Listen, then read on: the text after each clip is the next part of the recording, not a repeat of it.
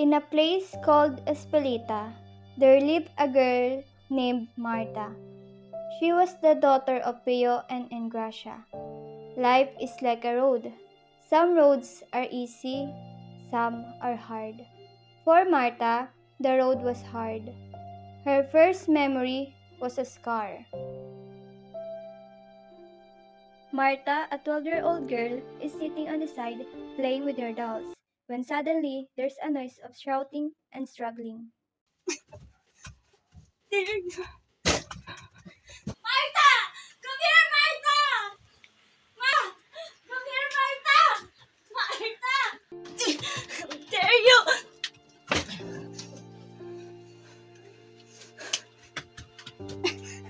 Take the knife, Martha! You deserve to die! Throw the knife, Martha!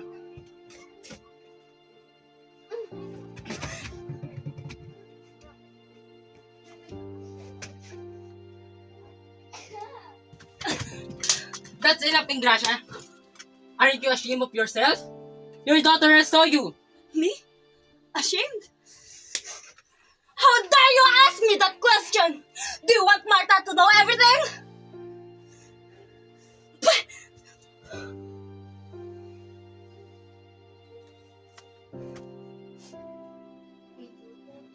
It's not your father's fault. Don't be mad at him. Go find your father.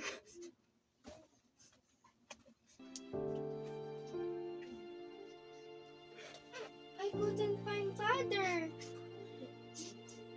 Go back to your room. Okay.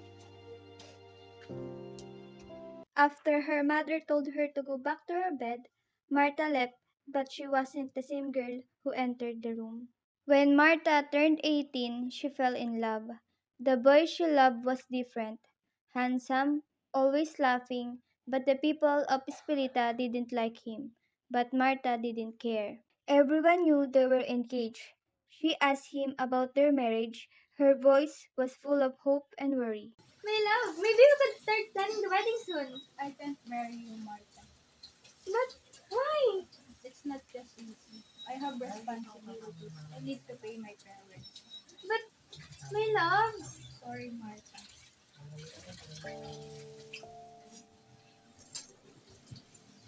know. Wait!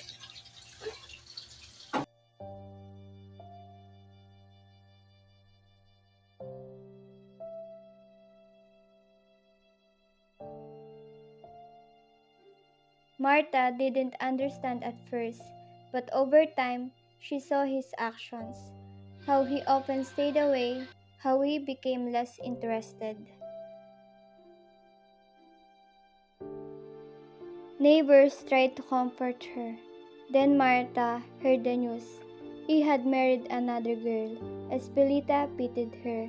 They said she could avoid the fate of her father if she was careful. Marta hated them for their suspicions, but she started to hate her father too, and she wished she had not thrown that knife away so long ago.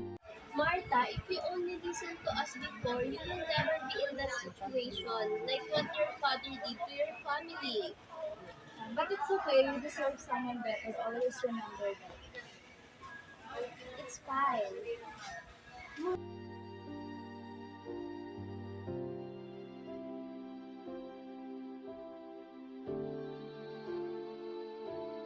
Her parents still lived together.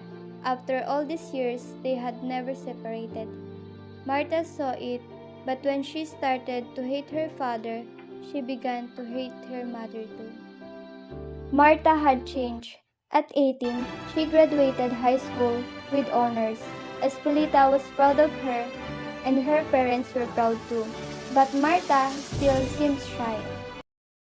Martha studied nursing. Espelita was proud of her. They thought she was everything a girl should be, religious and wise, a girl different from her father. But Martha had her own thoughts. She had begun to notice a certain doctor, a man older than the others. There was a connection between them, a feeling she couldn't explain. But one day, Martha, I need to tell you something. what is it? I can't be with you anymore. I have a marriage and this relationship, this is empty. I'm really sorry. I understand. Martha understood. She was wise now, and deep inside, she still hated her father. One day, Martha was working as a nurse when a man was brought in with a gunshot wound, but he was still alive. As she helped, she had a strange thought, this man looks like my father. But Martha couldn't stop thinking, it's my father.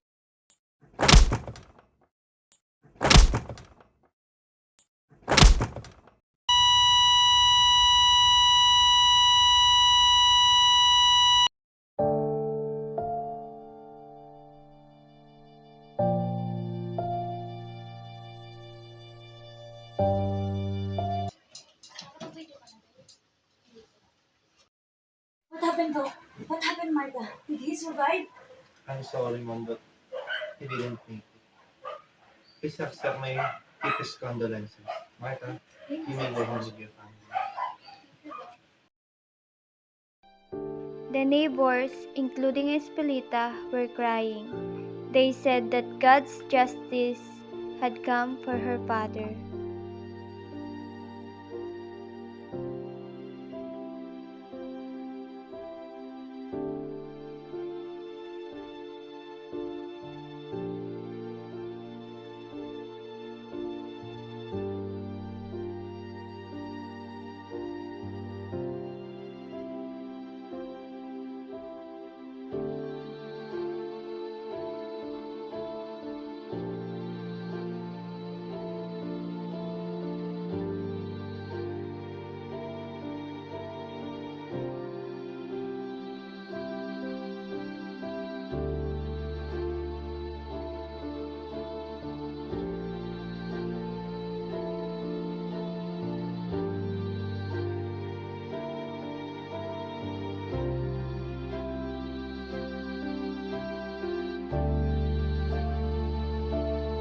Martha learned more about the events from the neighbors.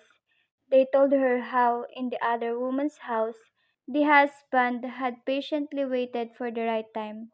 When he returned home, he found Martha's father there. Without a word, he pulled out a gun and shot him.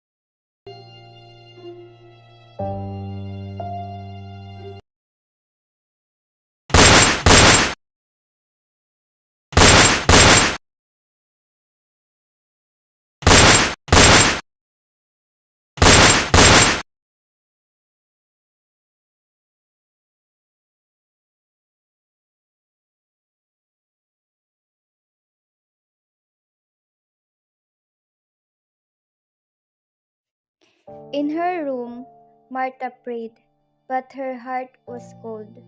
There was no pity in her, only a feeling of justice and thanks for the punishment that had come.